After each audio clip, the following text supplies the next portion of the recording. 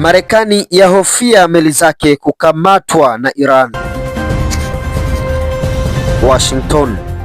Marekani imetoa mwongozo mpya Jumatatu kwa meli zake za kibiashara zinazopita mlango wa bahari wa Hormuz, njia muhimu ya meli kwa ajili ya usambazaji wa mafuta Mashariki ya Kati, huku mvutano ukiendelea kati ya Washington na Tehran kuhusu mpango wa nyuklia wa Iran. Irani hapo awali ilitishia kufunga mlango wa bahari wa Hormuz, ambapo sehemu fulani iko ndani ya maji yake ya eneo, na kuna kipindi ilikamata meli za kibiashara na meli za mafuta zinazopita katika eneo hilo kwa madai ya usafirishaji haramu. Idara ya uchukuzi ya Marekani ya utawala wa baharini ilishauri meli za kibiashara zenye bendera ya Marekani kukaa mbali na eneo la bahari la Irani iwezekanavyo na kukataa kuruhusu vikosi vya Irani kuingia ikiwa itaombwa kufanya hivyo, kulingana na mwongozo uliotolewa.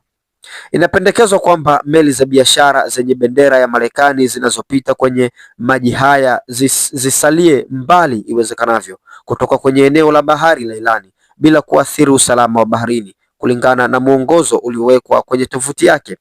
Pia ilisema wafanyakazi hawapaswi kutumia nguvu iwapo vikosi vya Irani vitaingia kwenye meli zao. Ikiwa vikosi vya Irani itaingia kwenye meli zao za biashara zenye bendera ya Marekani, wafanyakazi hawapaswi kupinga kwa kutumia nguvu ili wao wasipate madhara, ili wao wasipande, kilisema chanzo. Mwanadiplomasia mkuu wa Irani alisema Ijumaa kwamba mazungumzo ya nyuklia na Marekani yaliyosimamiwa na Oman yameanza vizuri na yanatarajiwa kuendelea, katika matamshi ambayo yanaweza kusaidia kupunguza wasiwasi kwamba kushindwa kufikia makubaliano kunaweza kuisukuma Mashariki ya Kati karibu na vita.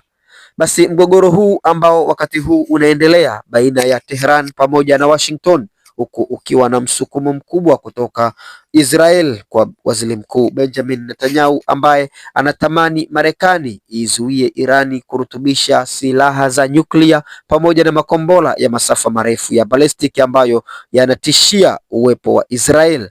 Basi endelea kubaki Makumba International News kwa ajili ya kujipatia habari za kimataifa, siasa, uchumi pamoja na teknolojia, lakini usisahau kwa sasa tuna vimbwanga.